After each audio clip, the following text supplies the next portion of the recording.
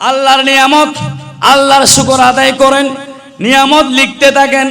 সমুদ্রের পানিকে যদি খালি বানান, দুনিয়ার যত বৃক্ষ আপনি দেখতে পাচ্ছেন সমস্ত বৃক্ষকে যদি কলম বানান, কলম শেষ হয়ে যাবে। সমুদ্রের পানি ক্ষয় হয়ে যাবে, লয় হয়ে যাবে, তারপরেও আল্লাহর নিয়ামত লিখে শেষ করতে পারবে না। সুবহানাল্লাহ বলুন। কুল লাউ কানাল বাহরু মিদাদান লিকালিমাতি রাব্বি লানাফিদাল বাহর ক্বাবলা আন তানফাদা কালিমাতু রাব্বি ওয়ালাউ জিনা বিমিসলিহি মাদাদা। সুবহানাল্লাহ বলুন। হাবিব, আপনি আপনার জবান দিয়ে বলে দেন, আপনার উম্মতরা যদি আমি রব্বুল আলামিন যে নিয়ামত দিয়েছি সেই নিয়ামত যদি সমুদ্রের পানিকে কালি বানাই, দুনিয়ার যত বৃক্ষ তরুলতা আছে সবাইকে যদি কলম বানাই, সমস্ত বৃক্ষ তরুলতা ক্ষয় হয়ে যাবে।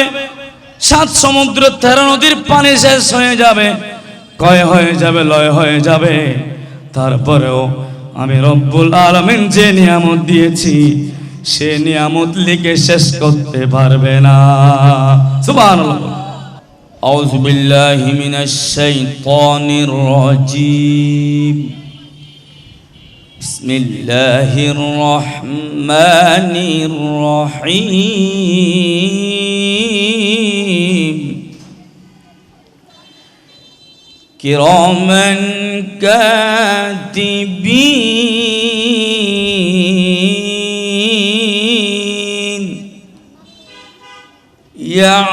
ইয়ালামুনা মা তাফআলুন। আল্লাহু আকবার বলুন। ইন্নাল আবরারা লাফি নাঈম। আল্লাহু আকবার বলুন। ওয়া ইন্নাল ফুজ্জারা লাফি জাহিম। আল্লাহু আকবার বলুন। বিসমিল্লাহির রহমানির রহিম। ইয়া আইয়াতুহান নাফসুল মুতমাইন্না ইরজিই ইলা রাব্বিকি রাদিয়াতাম মারদিয়া ফাদখুলি ফি ইবাদি ওয়াদখুলি জান্নাতি। সাদাকাল্লাহুল আযীম ওয়া সাদাকা রাসূলুহুন নাবিয়্যুল হাবিবুল কারীম। আমার মুখে মুখে নবী করিম সবাই বলুন সাল্লাল্লাহু আলাইহি ওয়াসাল্লাম। এখন তার মাদ্রাসায় গিয়ে হাদিস পড়ার সে সুযোগ নেই। যারা ছোট্ট আছে, যারা মাদ্রাসায় পড়ে তাদের পড়ার সুযোগ আছে। আপনারা যারা উপযুক্ত বয়সে উপনীত হয়েছেন এখন তো আর মাদ্রাসায় গিয়ে সে হাদিস পড়ার সুযোগ নেই। এই ধরনের মাহফিল যেখানে হয় সেখানে হাদিসের আলোচনা হয়, কোরআনের আলোচনা হয়। সেখান থেকে যদি আপনারা শ্রবণ করে আমল করার জন্য চেষ্টা করেন, খোদা কি কসম এই সংক্ষিপ্ত সময়টা কাল কিয়ামতের ময়দানে আপনাকে আমাকে জাহান্নামের আগুন থেকে বাঁচাবে। জোরে বলুন না সুবহানাল্লাহ। এটা বিশ্বাস আছে? আওয়াজ দিয়ে বলুন বিশ্বাস আছে। আলহামদুলিল্লাহ বলুন। তাহলে আমি আজকে যে হাদিসগুলো বলবো সে হাদিসগুলো মুখে পড়ার জন্য চেষ্টা করবেন। ক্বালা রাসূলুল্লাহি সাল্লাল্লাহু আলাইহি ওয়াসাল্লামা লা তাজালু কদামা ইবনু আদম ইয়াউমাল কিয়ামা হাত্তা ইউসআলু আন খামসিন আন উমরিহি ফিমা আফনাহু ওয়া আন শাবাবিহি ফিমা আবলাহু ওয়া আন মালিহি মিন আইনা ইকতাসাবা ওয়া মাজা আনফাকাহু ওয়া মাজা আমিলা ফিমা আলিমা রাওয়াহুল মুসলিম। সুবহানাল্লাহ বলুন। এই হাদিসটা আমি কোথায় থেকে বললাম? মুসলিম শরীফ থেকে। কোথায় থেকে? মুসলিম শরীফ থেকে। আরেকটা হাদিস শুনুন।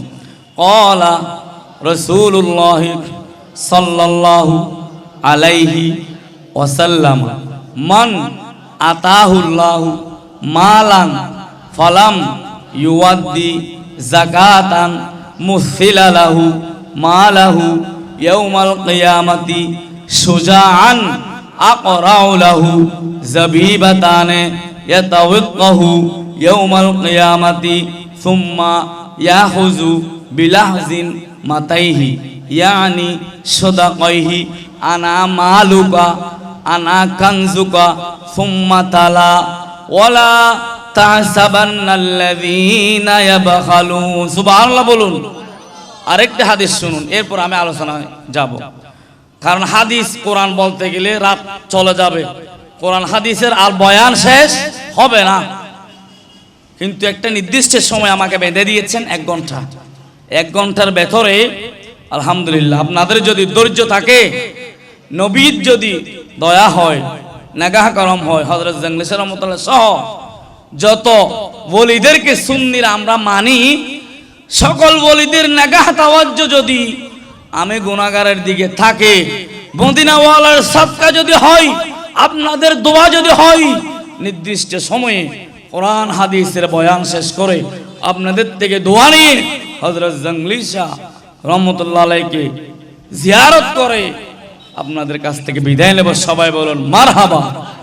আরেকটা হাদিস শুনুন। ক্বালা রাসূলুল্লাহ সাল্লাল্লাহু আলাইহি ওয়াসাল্লাম আদিবু আওলাদিকুম আলা সালাসি খিসালিন হুব্বি নবিয়িকুম ওয়া হুব্বি আলা আহলি বাইতিহি ওয়া তিলাওয়াতিল কুরআন। সুবহানাল্লাহ বলুন।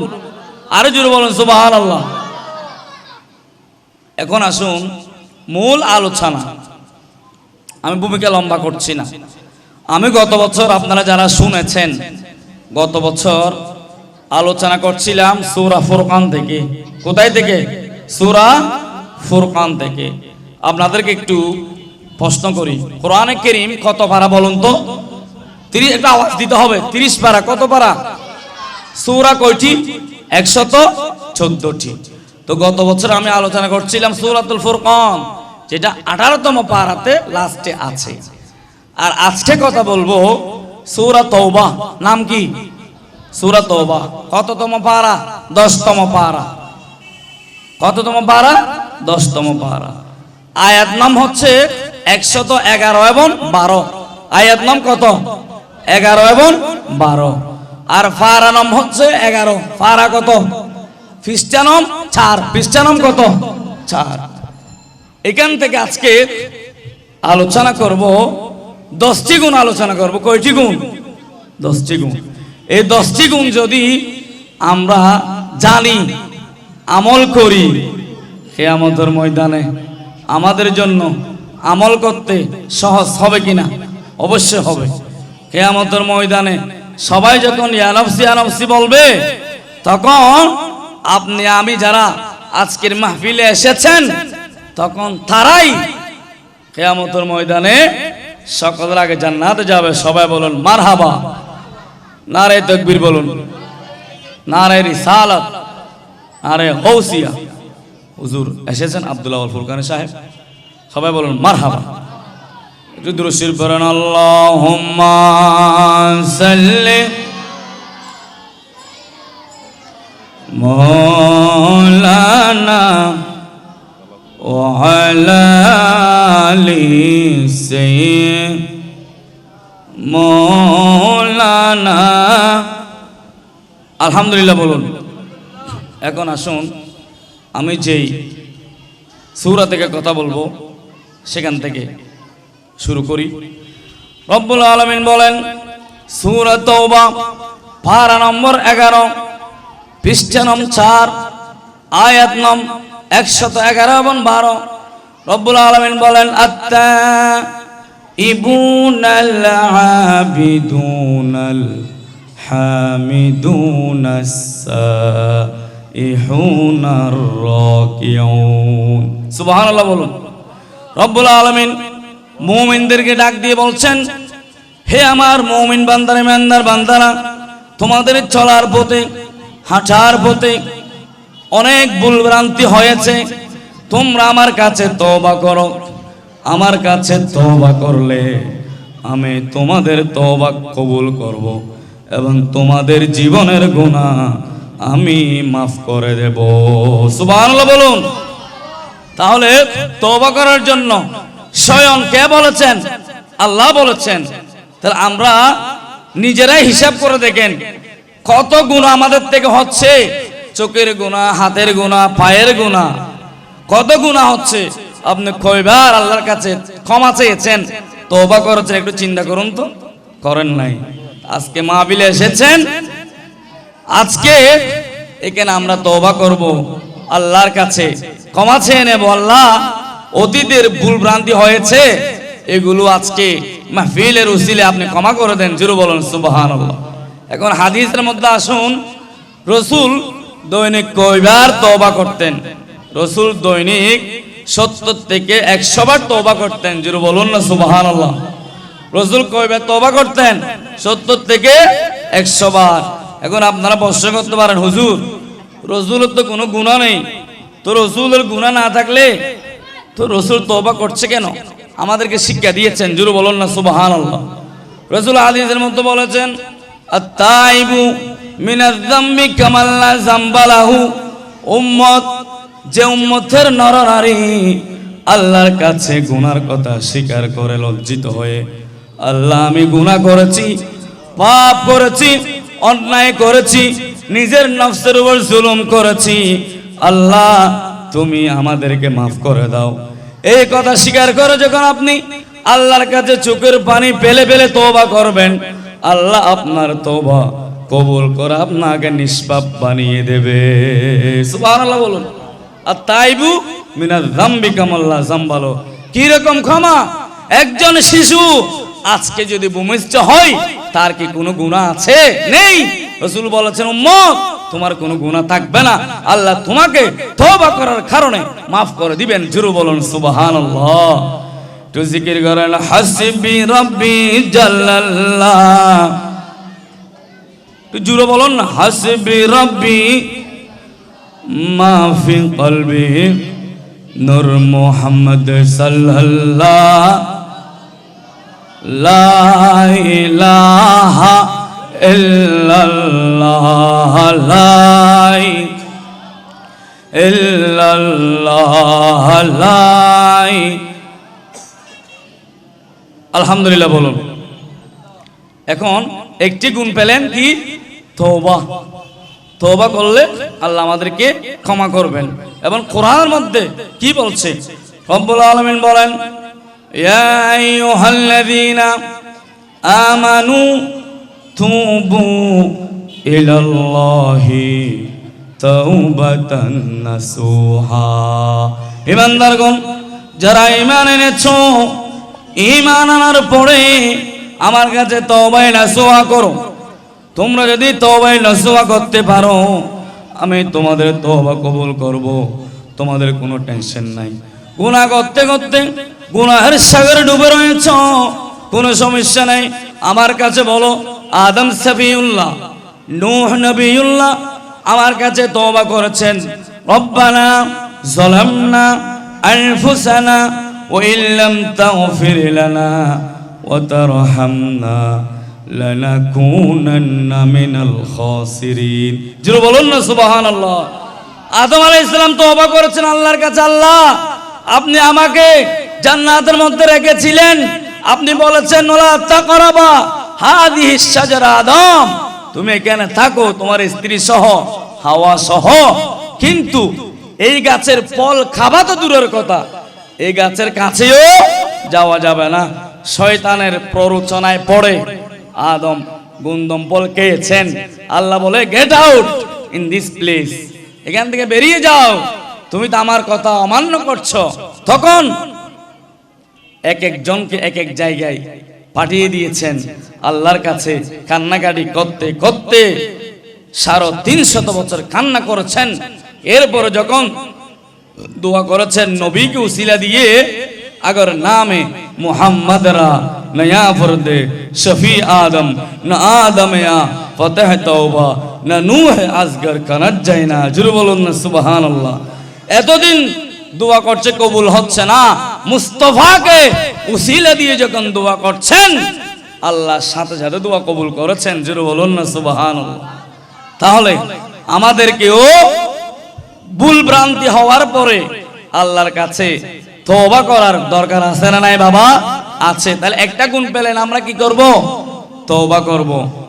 দ্বিতীয় নম্বরে আল আবিদুন, যারা জান্নাতে যেতে চাও, জান্নাতি বান্দাদের কোয়ালিটি হচ্ছে, গুণ হচ্ছে, বান্দা তুমি আমি রব্বুল আলামিনের ইবাদত করো।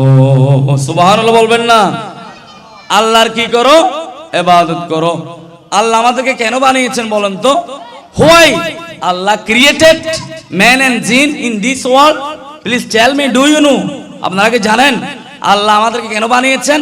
Because Allah created man and jinn for his worship. ওমা খলাকাতুল জিন্না ওয়াল ইনসা ইল্লা লিয়াবুদুন। মানুষ এবং জিন জাতিকে বানিয়েছেন আল্লাহর ইবাদতের জন্য। জোরে বলুন না সুবহানাল্লাহ।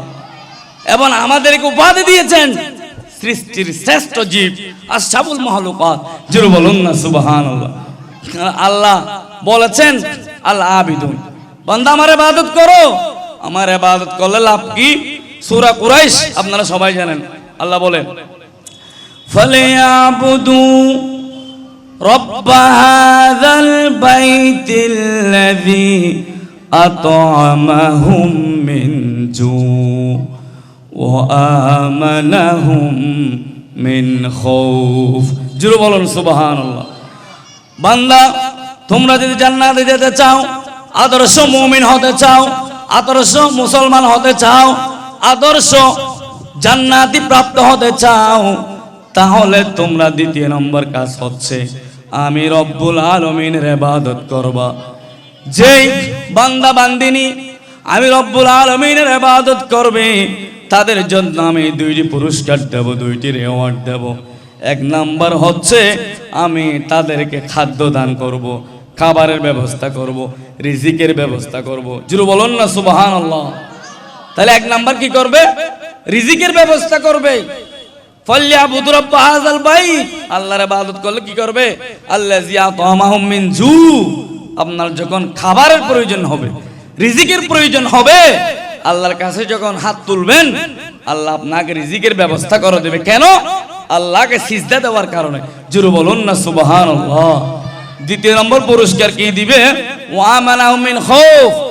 আপনার মধ্যে যে একটা ভয় আছে, অন্তরের মধ্যে একটা খৌফ আছে, ডর আছে, সেই ডর আল্লাহ নিয়ে নেবেন। দেখবেন যারা আল্লাহওয়ালা, আল্লাহকে যারা রাজি করেছেন, তাদের কোনো চিন্তা নেই, শুধু দুনিয়াতে নাকি পরকালেও। পরকালেও যেমন আল্লাহর ওলিরা, আলা ইন্না আউলিয়া আল্লাহি লা খাউফুন আলাইহিম ওয়া লা হুম ইয়াহজানুন। যারা আল্লাহর ওলি, তাদের কোনো চিন্তা নেই, ভয় নেই। কোথায়? দুনিয়াতেও নেই, পরকালেও নেই। জোরে বলুন সুবহানাল্লাহ। তো এই ধরনের মহান হাস্তিদের দামন যদি আমরা ধরতে পারি, আমাদেরও কি বই থাকবে?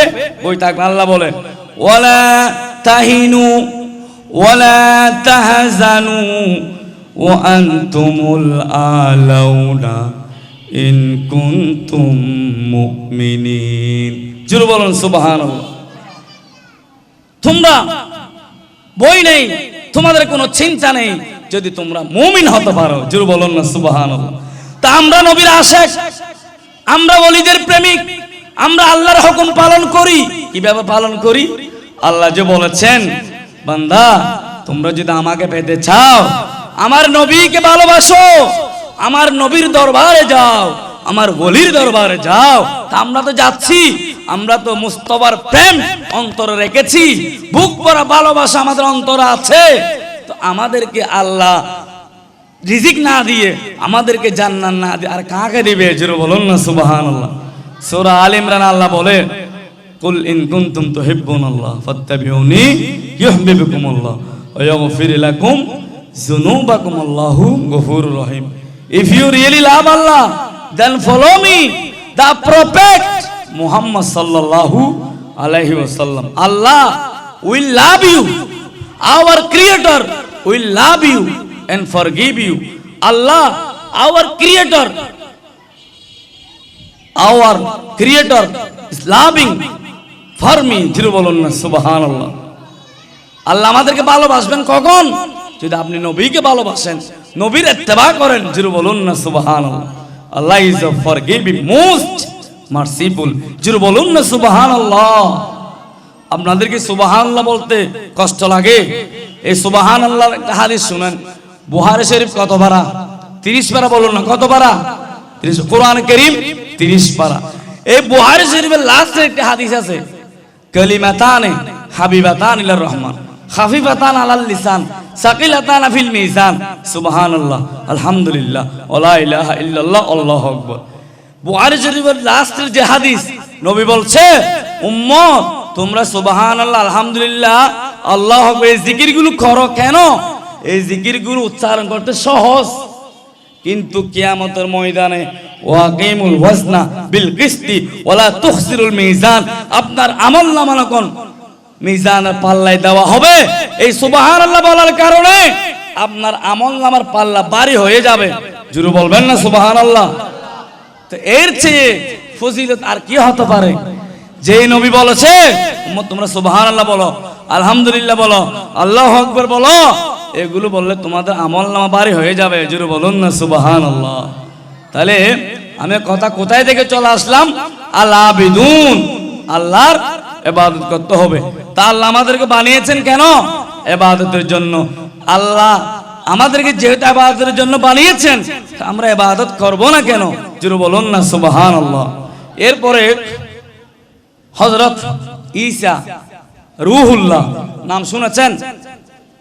ঈসা রূহুল্লাহ আল্লাহর জলিল কদরের পয়গম্বর, যিনি আল্লাহকে বলেছেন, আল্লাহ তুমি আমাকে যে নবী বানাচ্ছ, তুমি আমাকে নবী বানালে আমি যত বেশি খুশি হব না, আমাকে যদি শেষ নবীর উম্মত বানাও আমি আরো বেশি খুশি হব। জোরে বলুন না সুবহানাল্লাহ। নবীর উম্মত হওয়ার জন্য ঈসা নবী আল্লাহর কাছে প্রার্থনা করেছেন এবং আল্লাহ কবুল করেছেন। তাহলে দেখেন আমাদের কত দাম। আমরা আল্লাহর কাছে অ্যাপ্লিকেশন করি নাই নবীর উম্মত বানানোর জন্য, আল্লাহ আমাদেরকে ইমামুল আম্বিয়ার উম্মত বানিয়েছেন। জোরে বলুন না সুবহানাল্লাহ। তো ঈসা রূহুল্লাহ ভ্রমণে বের হলেন। কোথায় বের হলেন? ভ্রমণে বের হলেন। এই হাদিসগুলো মনে রাখবেন, এই কথাগুলো। ভ্রমণে বের হয়ে ওনার সাথে সাহাবীরা ছিল। যেতে যেতে এটি কবরস্থান পেলেন। কি পেলেন? আপনাদের মনোযোগ আছে? মনোযোগ না থাকলে আপনারা ওয়াজ শুনে মজা পাবেন না। কারণ কোরআন হাদিসের বয়ানগুলো হচ্ছে এগুলো খুব মজার, এগুলো আপনাকে বুঝতে হবে। আপনি না বুঝে শুনবেন কিছু হবে না। আমলের নিয়তে, ইখলাসের নিয়তে, জান্নাত পাওয়ার আশায় যেহেতু জান্নাতের বাগানে বসে আছেন, বছর একটি মাহফিল হচ্ছে, এখানে উঠছে পাক হচ্ছে, এটা আমলের নিয়তে, ইখলাসের নিয়তে, জান্নাত পাওয়ার আমলে নিয়তে বসুন। খোদা কি কসম এক সেকেন্ড বিতা যাবে না। জোরে বলুন না সুবহানাল্লাহ। পায়ে পড়ে মিনতি করি যে প্রিয় তোমায়, গৌসে দনে তোমায় নিতে পাঠায়াছেন রায়। সুবহানাল্লাহ বলুন। পায়ে পড়ি মিনতি করি যে প্রিয় তোমায়, গৌসে দনে তোমায় নিতে পাঠায়াছেন রায়। সুবহানাল্লাহ বলুন। যেহেতু ওলির দরবার উঠছে পাক, ওলির শানে সামান্য সামান্য বলতে হবে। তাহলে ঈসা রূহুল্লাহ যখন ভ্রমণে বের হলেন, এইটি কবরস্থান দেখতে পেলেন। সে কবরস্থান দেখে ঈসা নবী চেহারাটা মলিন করলেন। মলিন করে ওনার সফর সঙ্গীরা বলছে, হুজুর আপনি যে জলিল কদর একজন পয়গম্বর, কবরস্থান দেখে আপনি চেহারাটা মলিন করলেন, কারণটা কি? তখন কিছু না বলে ঈসা রুহুল্লাহ আবার ভ্রমণ শেষ করে, কাজকর্ম শেষ করে আবার চলে আসতেছে। চলে এসে ওই কবরস্থানের পাশে আসলেন। তখন ওনার চেহারা আর মলিন ছিল না, ওনার চেহারা হাসি উজ্জ্বল। তখন সাহাবীরা বলল, ওগো আল্লাহর নবী ঈসা রূহুল্লাহ, আপনি এই কবরস্থানের পাশ দিয়ে প্রথমে যাচ্ছিলেন, যাওয়ার সময় আপনার চেহারা দেখতে পেলাম মলিন, আপনার চেহারা কালো। এখন দেখি আবার একই জায়গায়, একই স্থান আপনি এসেছেন, কিন্তু আপনার চেহারা উজ্জ্বল, হাসি দেখা যাচ্ছে, কারণটা কি? তখন ঈসা নবী উত্তর দিলেন, ওগো আমার সাহাবীরা শুনো শুনো, আমি যখন এই কবরস্থানের প্রথমে যাচ্ছিলাম, তখন এই কবরস্থানের মধ্যে আযাব হচ্ছিল। আমি যখন আসতেছিলাম এই কবরস্থান আর আযাব হয় নাই। কারণটা কি? কারণ হচ্ছে এই বান্দা দুনিয়ার জমিনে 3টি কাজ করেছে। কথা বলুন, কয়টি কাজ?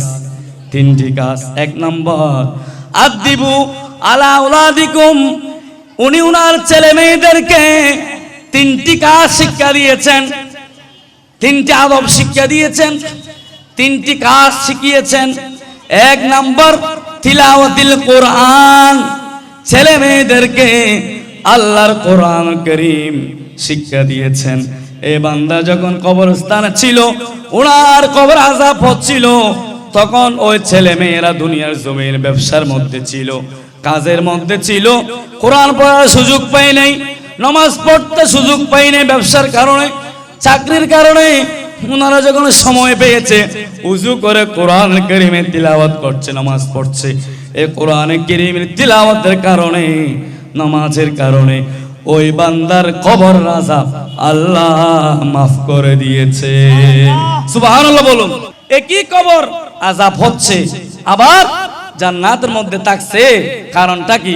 উনি নবীর হাদিস অনুসরণ করেছেন। নবী বলেছেন, উম্মত তোমরা তোমাদের ছেলে মেয়েদেরকে 3টি শিক্ষা দাও। একটি হচ্ছে তিলাওয়াতুল কোরআন, কোরআন কারীমের তিলাওয়াত। আজকে আলহামদুলিল্লাহ বিভিন্ন জায়গায় মাদ্রাসায় আপনাদের ছেলে মেয়েদেরকে কোরআন কারীমের শিক্ষা দিচ্ছেন, হুজুর রেখে আরবি শিক্ষা দিচ্ছেন। ঠিক কিনা বলুন? এটা ভালো কাজ, এটা শিক্ষা দিবেন। আপনি যখন কবরে যাবেন, আপনার কবরস্থানের পাশে সূরা ফাতিহা পড়ে, ইয়াসিন পড়ে, সূরা রহমান পড়ে যখন দোয়া করবে, তখন আপনার কবর আর আযাব থাকবে না। সেই কবরস্থান সওয়াবে পরিণত হবে, জান্নাতের বাগান হয়ে যাবে। জোরে বলুন না সুবহানাল্লাহ।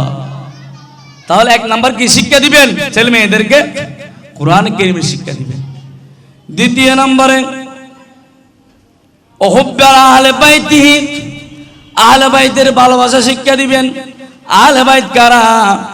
আহলে বাইত হচ্ছে হাসান হোসেন, নবীর পরিবার, খাতুনে জান্নাত মা ফাতিমা জাহরা রাদিয়াল্লাহু তাআলা আনহার যে সন্তান ছিল, তারা আহলে বাইত। আলী রাদিয়াল্লাহু তাআলা আহলে বাইত, তার নবীর পরিবার হচ্ছে আহলে বাইত।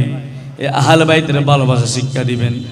তৃতীয় নম্বরে ওহুব্বা নবীকুম, নবীর ভালোবাসা শিক্ষা দিবেন। নবীর ভালোবাসা শিক্ষা দেওয়ার কারণে আজকে আপনারা এখানে এসেছেন, নবীকে চিনতেছেন। আরেকটা হাদিস শুনুন, নবী ইসলাম নামাজের ইমামতি করছেন, নামাজের ইমামতি করছেন।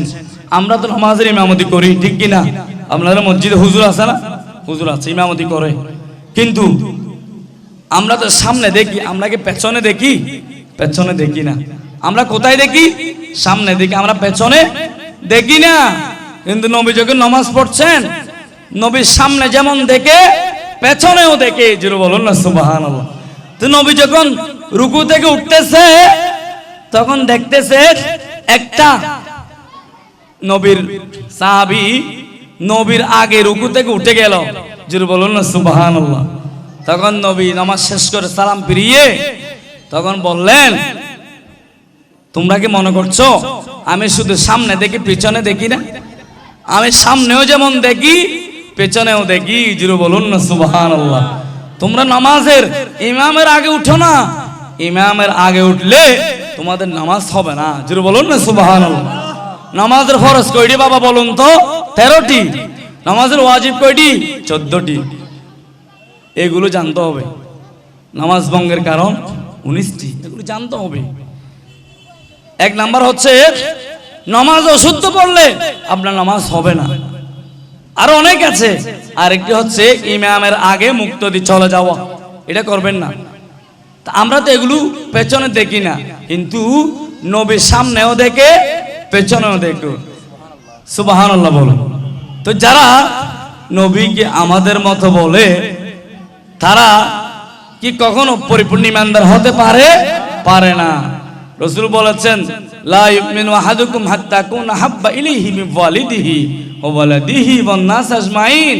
তুমি ততক্ষণ পর্যন্ত পরিপূর্ণ ইমানদার হতে পারবে না যতক্ষণ না তোমার ছেলে সন্তান, মেয়ে সন্তান, তোমার পিতা, তোমার আত্মীয়, তোমার মুহাব্বতের বস্তু থেকে আমি নবীকে ভালোবাসবে না, ততক্ষণ পরিপূর্ণ ইমানদার হতে পারবে না। যদি ভালোবাসো পরিপূর্ণ ইমানদার হতে পারবে। জোরে বলুন সুবহানাল্লাহ। আল্লাহু আকবার। ইয়া রাসূলুল্লাহ, ইয়া গাউসুল আজম জিন্দাবাদ, জিন্দাবাদ, মারহাবা, মারহাবা বলুন। এখন আসুন তৃতীয় নাম্বার গুণ। আমার আলোচনার পয়েন্ট মনে রাখবেন আপনারা। আমি এখন বলছি দুইটি গুণ বলছি। এক নাম্বার বলছি তওবা, দ্বিতীয় নাম্বার ইবাদত। তৃতীয় নম্বরে আল হামিদুন, প্রশংসা করতে হবে কার? আল্লাহর। বলুন না কার? আল্লাহ হাত দিয়েছেন, পাও দিয়েছেন, সুস্থ রেখেছেন। এই মুহূর্তে একটু চিন্তা করুন তো, আপনার মতো আমার মতো কত মানুষ হসপিটাল আছে না নাই? আছে। তা আল্লাহ আমাদেরকে কি রেখেছেন? সুস্থ রেখেছেন। এটার জন্য আলহামদুলিল্লাহ বলতে হবে না? যে জন্য আল্লাহ বলে তৃতীয় নম্বরে আমার আদর্শ মুমিন যারা হবে তাদের তৃতীয় নম্বর গুণ আল হামিদুন, তারা আমার প্রশংসা করবে। বিপদ আসুক সমস্যা নাই, আল্লাহ যেটা করে সেটা ভালোর জন্য করে। আপনি যদি আল্লাহর নিয়ামত, আল্লাহর শুকর আদায় করেন, নিয়ামত লিখতে থাকেন, সমুদ্রের পানিকে যদি কালি বানান, দুনিয়ার যত বৃক্ষ আপনি দেখতে পাচ্ছেন সমস্ত বৃক্ষকে যদি কলম বানান, কলম শেষ হয়ে যাবে। সমুদ্রের পানি ক্ষয় হয়ে যাবে, লয় হয়ে যাবে, তারপরেও আল্লাহর নিয়ামত লিখে শেষ করতে পারবে না। সুবহানাল্লাহ বলুন। কুল লাউ কানাল বাহরু মিদাদান লিকালিমাতি রাব্বি লানাফিদাল বাহর ক্বাবলা আন তানফাদা কালিমাতু রাব্বি ওয়ালাউ জিনা বিমিসলিহি মাদাদা। সুবহানাল্লাহ বলুন। হাবিব আপনি আপনার জবান দিয়ে বলে দেন, আপনার উম্মতরা যদি আমি রব্বুল আলামিন যে নিয়ামত দিয়েছি সেই নিয়ামত যদি সমুদ্রের পানিকে কালি বানাই, দুনিয়ার যত বৃক্ষ তরুলতা আছে সবাইকে যদি কলম বানাই, সমস্ত বৃক্ষ তরুলতা ক্ষয় হয়ে যাবে। 7 সমুদ্র 13 নদীর পানি শেষ হয়ে যাবে, ক্ষয় হয়ে যাবে, লয় হয়ে যাবে। তারপরেও আমি রব্বুল আলামিন যে নিয়ামত দিয়েছি সে নিয়ামত লিখে শেষ করতে পারবে না। সুবহানাল্লাহ। তাহলে তৃতীয় নম্বর গুণ কি পেলেন? আল্লাহর প্রশংসা। আল্লাহর প্রশংসা যখন করবেন, আল্লাহ খুশি হয়ে আপনাকে আল্লাহ আরো নিয়ামত বৃদ্ধি করে দেবেন। সুবহানাল্লাহ বলুন। দুনিয়ার মানুষের কত প্রশংসা আমরা করি। দুনিয়ার মানুষ যদি একটু মহব্বত করে কত প্রশংসা করি। আল্লাহ যে আপনাকে এত মহব্বত করছেন, এত বিপদ আপদ থেকে বাঁচিয়ে রাখতেছেন, সেই রবের জন্য একটা সিজদা দিতে মন চাই না, তাহাজ্জুদ পড়তে মন চাই না। আপনি আজান হচ্ছে, মুয়াজ্জিন সাহেব আজান দিচ্ছে, হাইয়া আলাস সালাহ, নামাজের দিকে আসো, হাইয়া আলাল ফালাহ, কল্যাণের দিকে আসো, আসসালাতু খায়রুম মিনান নাওম, ঘুম থেকে নামাজ উত্তম, মুয়াজ্জিন সাহেব বলতেছে, আর আমরা ঘুমাচ্ছি। এখন একটু জাগ্রত হন। আল্লাহর ওলিরা এগুলো জাগ্রত করার জন্য এই ধরনের মাহফিলগুলো সাজিয়েছেন। তারা দিন রাত পরিশ্রম করেছেন, মানুষদেরকে ইহদিনাস সিরাতাল মুস্তাকিমের পথে এনেছেন। জিরো বলুন না সুবহানাল্লাহ। সালাতুন ইয়া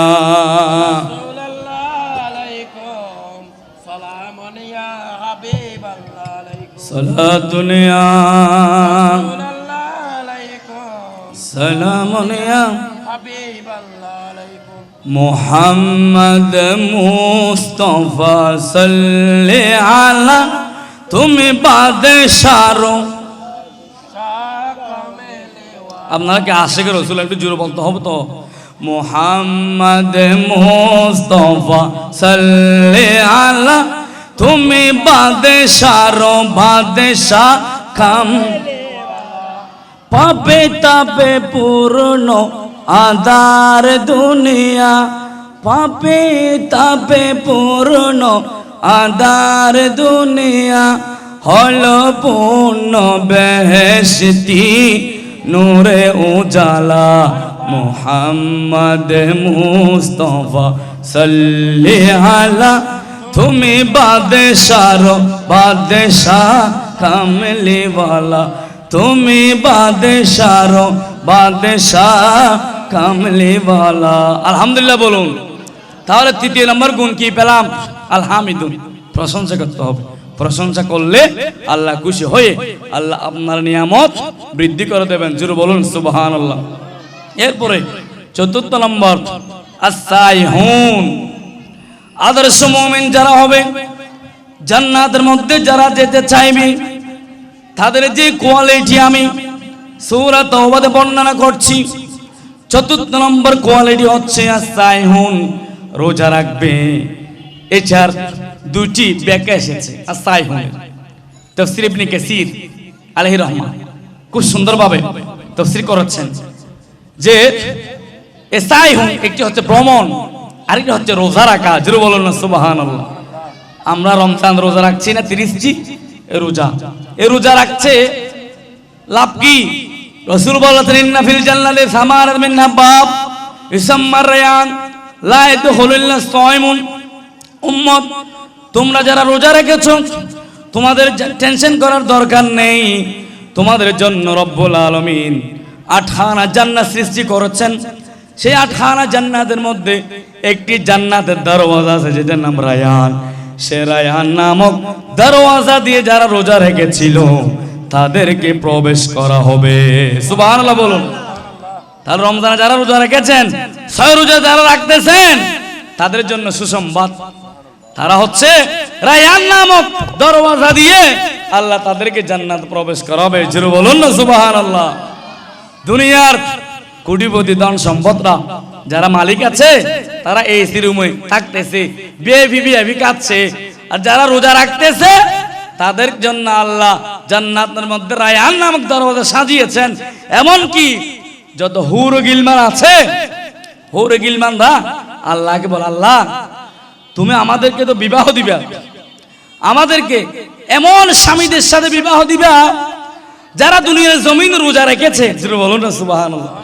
রোজাদার যারা, তাদেরকে স্বামী বানানোর জন্য জান্নাতের হুর গিলমানরা আল্লাহর কাছে প্রার্থনা করে। বলুন না সুবহানাল্লাহ।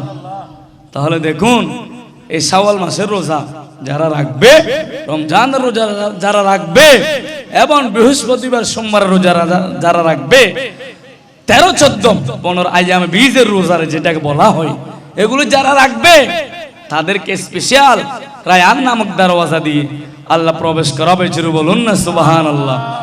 এরপরে আরেকটি যে তাফসীরে এসেছে ভ্রমণ, আল্লাহ বলে কুল সিরু ফিল আরদি ফানজুরু কাইফা কানা আকিবাতুল মুকাজ্জিবিন।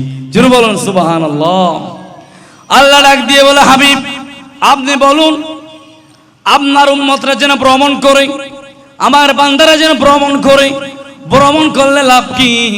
যারা আমার নিয়ামতকে অস্বীকার করেছিল, যেমন ফিরআউন, নমরুদ, হামান, সাদ্দাত, যারা আল্লাহর নবীর সাথে বিয়াদবি করেছিল, তাদের পরিণতি কি হয়েছে? ফিরআউনের পরিণতি কি হয়েছে? তারা যদি ভ্রমণ করে, আমার সাথে যারা গাদ্দারি করেছিল, বেয়াদবি করেছিল তাদের শাস্তি আমি কি দিয়েছি তারা সেখান থেকে শিক্ষা নিতে পারবে। সুবহানাল্লাহ বলুন। আমরা যারা ভ্রমণ করি, আমরা সফরে যাই না, জিয়ারতে যাই না, আমাদের দেশে দেখবেন অনেকে বলে জিয়ারতে কেন যাচ্ছ, এগুলো তো বেদাত, এগুলো তো শিরিক, এগুলো তো মাজার পূজা। নাউজুবিল্লাহ বলবেন না। আমরা কি এখানে এসেছি, আমরা কি মাজার পূজা করার জন্য এসেছি নাকি জিয়ারতের জন্য এসেছি? জিয়ারতের জন্য। তো যারা পূজাকে জিয়ারতকে পূজার সাথে কম্পেয়ার করে তারা কি নবীর আশিক হতে পারে? আশিক হতে পারে। আজকে মোবাইলে দেখলাম আমি লা মাযহাবির মানুষরা মসজিদের মধ্যে ফুটবল খেলতেছে। নাউজুবিল্লাহ বলুন। অথচ দাঁড়িয়ে আছে, টুপি আছে, নবীর সুন্নাহ আছে। আপনি সবাইকে মুমিন বলতে পারবেন না। মুমিন বলতে হলে ইশকে রাসূল লাগবে। হযরত ওয়াইসুল করণীর মতো ইশকে রাসূল হতে হবে, বেলালের মতো ইশকে রাসূল হতে হবে, হুবাইবের মতো ইশকে রাসূল হতে হবে, এবং কবি নজরুল লামান ডক্টর ইকবালের মতো ইশকে রাসূল হতে হবে। জিরো বলুন না সুবহানাল্লাহ। নবী নবী কইরা আমার মরণ যেন হয় গো দয়াল, নবী নবী কইরা আমার মরণ যেন হয়, ওই মরণে পাইব শান্তি, ওই মরণে পাইব শান্তি, থাকবে না রে ভয়। নবী নবী কইরা আমার মরণ যেন হয় গো দয়াল, নবী নবী কইরা আমার মরণ যেন হয়। সুবহানাল্লাহ বলুন না। আর কবি নজরুল ডক্টর ইকবাল বলছেন कि मोहम्मद से वफा तूने तो हम तेरी है, ये जहां चीज किया है लोह कलम तेरी है, इसके महबूब खुदा जिस दिल में हासिल नहीं, लाखों मोमिन हो मगर ईमान में कामिल नहीं। जरूर बोलो ना सुबहानाल्लाह। একজন বাংলা শিক্ষিত হয়ে তারা যদি নবীর শান বুঝে আর তুমি মুফতি মুহাদ্দিস হয়ে বলো নবী কিছু জানে না, নাউজুবিল্লাহ বলুন। নবী কিয়ামতের ময়দানে উম্মতদেরকে সুপারিশ করবে দূরের কথা, নিজেও বাঁচতে পারবেন না, নাউজুবিল্লাহ বলুন। এই সমস্ত কথা আমাদের সমাজে জালেমরা, মুনাফিকরা, দুশমনের রাসূলরা বলেছিল, ঠিক কিনা বলুন। আল্লাহ ওই সমস্ত দুশমনের রাসূল থেকে আমাদেরকে হেফাজত করুক, আমিন বলুন। আর হযরত হাসান বিন সাবিত নবীর শানে কি বলেছিলেন? ওয়া আহসানু মিনকা লাম তারা কাত্তু আইনি ওয়া আজমালু মিনকা লাম তালিদিন নিসা খুলিকতা মুবাররাম মিন কুল্লি আইবিন কান্নাকা কদ খুলিকতা কামা তাশা। জোরে বলুন না সুবহানাল্লাহ। হাসান বিন সাবিত বলে, ইয়া রাসূলুল্লাহ হাবিবাল্লাহ, সৃষ্টির মধ্যে আমার চক্ষুর মধ্যে যত কিছু দেখেছি আপনার মতো সুন্দর কাউকে দেখি নাই। জোরে বলুন না সুবহানাল্লাহ। আর আপনি আপনার চক্ষু দিয়ে বলেন নবী কিছু জানে না, নাউজুবিল্লাহ বলুন। আর হাসান বিন সাবিত আরো বলে, দুনিয়ার জমিনে যত মা বোন বাচ্চা প্রসব করেছে, সন্তান জন্ম দিয়েছে, আপনার মতো পুত পবিত্র একজন সন্তান আমি কাউকে দেখি নাই। জোরে বলুন না সুবহানাল্লাহ। এগুলো নবীর শানে বলেছেন। আর তুমি 2 টাকার মৌলানা নবীর শানে বেয়াদবি করো। আল্লাহ আমাদেরকে ওই সমস্ত জালেম থেকে হেফাজত করুক, আমিন বলুন। তাহলে আমি গুণাগুণ কয়টি বললাম? 4টি হলো। 5 নম্বরে আর রাকিউন, রুকু করতে হবে। রুকু করতে আমাদেরকে নামাজে দাঁড়াতে হবে। রাসূলকে সাহাবারা প্রশ্ন করেছেন, ইয়া রাসূলুল্লাহ হাবিবাল্লাহ, আমরা যে নামাজ পড়ি এই নামাজ পড়লে আমাদের জন্য লাভ কি, পুরস্কার কি? সুবহানাল্লাহ বলুন না। আর বাঙালি তো লাভে লোয়াব, লাভে ফুল হে নব, আর লাভ দেখিয়া একিয়া হন, আর লাভ দেখিয়া। তো সাহাবীরা বলতেছে, ইয়া রাসূল নামাজ তো পড়তেছি, লাভ কি? তখন নবী উত্তর দিয়েছেন, আর আইতুম লো আন্না নাহারন বিবাবিন আহাদিকুম ইয়াগতাসিলু মিন কুল্লি ইয়াউমিন 5 মাররাত হাল ইয়াবকা মিন দারনি শাইউন। নবী বলেছে, আমার সাহাবারা শোনো, তোমাদের ঘরের সামনে যদি একটি পুকুর থাকে, সে পুকুরের মধ্যে যদি তুমি 5 বার গোসল করো, কয়বার? 5 বার। তোমার শরীরে কোনো ময়লা থাকবে নাকি? তখন সাহাবীরা বলে, আর রাসূল ময়লা থাকবে না। তখন নবী বলে, সাহাবীরা শোনো শোনো, আমার উম্মতদেরকে জানান দিবা যে উম্মতের নরনারী দৈনিক 5 ওয়াক্ত নামাজ পড়বে, তারা যদি 5 ওয়াক্ত নামাজ পড়ে তাদের শরীরেও কোনো ময়লা থাকবে না। সুবহানাল্লাহ বলুন। I will sacrifice in my life if necessary to eliminate all the injustice and exploitation from our prophet জোরে বলুন মুহাম্মদ সাল্লাল্লাহু আলাইহি ওয়াসাল্লাম। জোরে বলুন না সুবহানাল্লাহ। আল্লাহর যে দয়া আমাদেরকে করেছেন সবচেয়ে বড় দয়া হচ্ছে, বড় নিয়ামত হচ্ছে মুস্তাফা আমাদের নবী। জোরে বলুন না সুবহানাল্লাহ। এই নবীর জন্য সাহাবায়ে কেরামরা জান দিয়েছেন, প্রাণ দিয়েছেন, সব দিয়েছেন। সিদ্দিক আকবর সুলার ছাই পর্যন্ত দিয়ে গেছেন। জোরে বলুন না সুবহানাল্লাহ। তাহলে আমি কথা কোথায় থেকে গেলাম? ওই যে রুকু করতে হবে। তাহলে রুকু করলে আমাদের নামাজে দাঁড়াতে হবে। তো নামাজ পড়লে আমাদের লাভ কি? আমাদের ফজর পড়ে জোহর পর্যন্ত যে গুনাহ হয়েছে মাফ। এক কথাই 5 বার গোসল করলে কোনো শরীরে ময়লা নেই, 5 ওয়াক্ত নামাজ পড়লে কোনো শরীরে গুনাহ নেই। জোরে বলুন না সুবহানাল্লাহ। ঈসা আলাইহিস সালাম বড় মনে বের হলেন, বের হয়ে একটা নদীর পাশে গেলেন, দেখতে পেলেন একটি পাখি ময়লা আবর্জনার মধ্যে খেলা করছে। আবার ময়লাগুলো ধোয়ার জন্য কোথায় যাচ্ছে? ওই নদী যেটা দেখছে সেই নদীর মধ্যে ডুব দিচ্ছে। তখন আশেপাশে যারা সাহাবীরা ছিল তারা এই ম্যাটারটা ব্যাপারটা ঘটনাটা বুঝতেছে না। তখন আল্লাহ জিবরাইল আমিনকে পাঠালেন। ওগো আমার জিবরাইল, রুহুল আমিন, রুহুল কুদুস। জিবরাইল আমিন একটি না, রুহুল আমিন আর একটি হচ্ছে রুহুল কুদুস, জিবরাইল আমিনের নাম। ওগো রুহুল কুদুস, তুমি যাও গিয়ে আমার ঈসাকে জানান দাও, জানান দিয়া বলো যে পাখিটি ময়লার মধ্যে ডুব দিচ্ছে, ময়লা থেকে আবার সমুদ্রের পানিতে ডুব দিয়ে পরিষ্কার হচ্ছে। কারণ হচ্ছে শেষ নবীর উম্মতের মধ্যে এমন কতগুলো উম্মত থাকবে যারা দৈনিক 5 ওয়াক্ত নামাজ পড়বে, নামাজ পড়ার সাথে সাথে গুনাহ করবে। গুনাহ করলে নামাজের মধ্যে যখন নিয়ত বাঁধে আল্লাহু আকবার বলে, তাকবীরুলের সাথে নিয়ত বাঁধার সাথে সাথে আপনি আলহামদু জানেন না, সূরা ফাতিহা জানেন না, সূরা ইখলাস জানেন না, ইত্তাকুল্লাহ আল্লাহর ভয়ে, ইন্নাস সাজিদা ইয়াসজুদু ফি কদমির রহমান আল্লাহর ভয়ে আল্লাহর কুদরতি কথা আপনি সিজদায় লুটিয়ে পড়েছেন। ঈসা আলাইহিস সালামের যে দৃশ্য দেখেছেন, পাখি ময়লাতে ডুব দিচ্ছে, নদীতে ডুব দিচ্ছে, পরিষ্কার হচ্ছে। আপনার উম্মতের মধ্যে, ইমামুল আম্বিয়ার উম্মতের মধ্যে যারা 5 ওয়াক্ত নামাজ পড়বে, গুনাহ করার সাথে সাথে তাদের গুনাহ নামাজ পড়ার সাথে সাথে মাফ হয়ে যাবে। সুবহানাল্লাহ বলুন।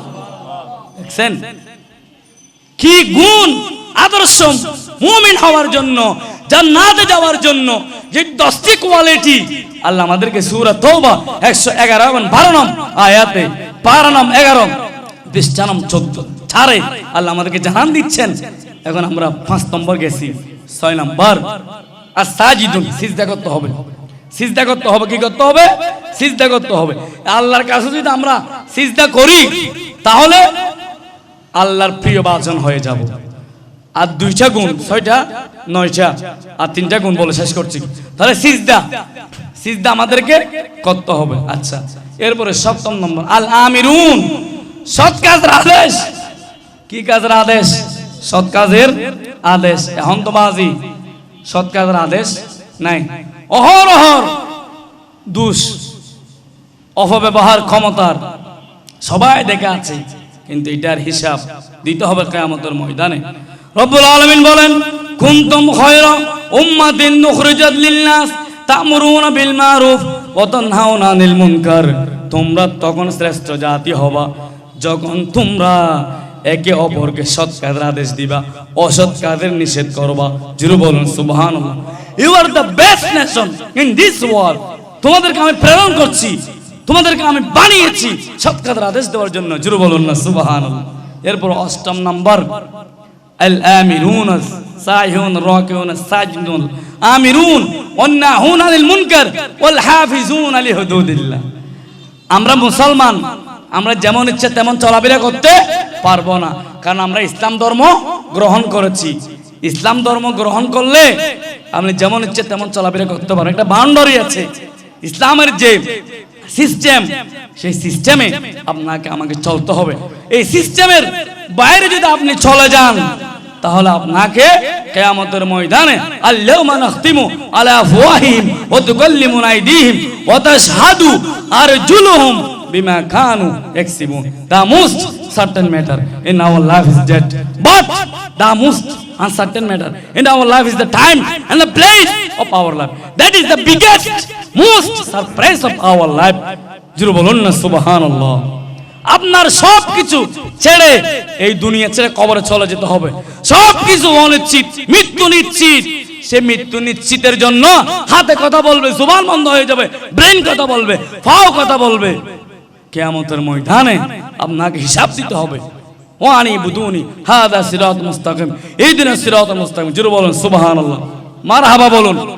আজকের মাহফিলের যিনি অত্যন্ত পরিশ্রম করে এই মাহফিলে সাজান, আমাদের শ্রদ্ধাভাজন মাওলানা মোহাম্মদ আব্দুল সালাম প্রকাশ বাসা হুজুর, ওই নম্র ভদ্র মানুষ। আল্লাহ হুজুরের হায়াতে বরকত দান, আমিন বলুন। এগুলো দরবার দরা আছেন, আপনাদেরকে কোরআন হাদিসের বয়ান শ্রবণ করার সুযোগ করে দিয়েছেন, জান্নাতের বাগানে বসার সুযোগ করে দিয়েছেন। অনেক পুরুষ দেখবেন ডিজে পার্টি হয়। আল্লাহ ওই ধরনের পুরুষ থেকে আমাদেরকে হেফাজত করুক, যে ধরনের উরুসের নামে মহিলা এনে নাচানো হয়। এটা হচ্ছে সত্যিকার আল্লাহর ওলির উরুস। এই ধরনের উরুস যারা উপহার দিচ্ছে, বাসাউদ্দিন সহ গোলাম কাদের সাহেব পরিবার বর্গ, এলাকাবাসীর সহযোগিতায় যারা সহযোগিতা করেছে তাদের জন্য দোয়া করার দরকার আছে না নাই? আল্লাহ যারা মাহফিল দিয়েছেন তাদেরকে কবুল করো, আমিন বলেন। যারা উলামায়ে কেরামদেরকে দাওয়াত দিয়েছেন তাদের হায়াতে বরকত দান করো, আমিন বলেন। আপনারা যারা এসেছেন আমি খুশি হয়েছি। দুনিয়ার কোনো কাজকর্মে লিপ্ত না হয়ে জান্নাতের বাগানে বসেছেন। খোদা কি কসম, মনে রাখুন আমি জাহাঙ্গীর আল কাদের বলে যাচ্ছি, কিয়ামতের ময়দানে মাহফিল আপনার জন্য আমার জন্য নাজাতের উসিলা হবে। জোরে বলুন না সুবহানাল্লাহ। কথা বলতে গেলে অনেক কোরআন হাদিসের বয়ান লম্বা চলে আসবে, রেফারেন্স চলে আসবে। কোরআন হাদিসের মুজিজা হচ্ছে শুরু আছে, শেষ নাই। যাই হোক, অনেক আলোচনা হয়েছে। আল্লাহ এগুলো আমল করার তৌফিক দান করুক, আমিন বলুন।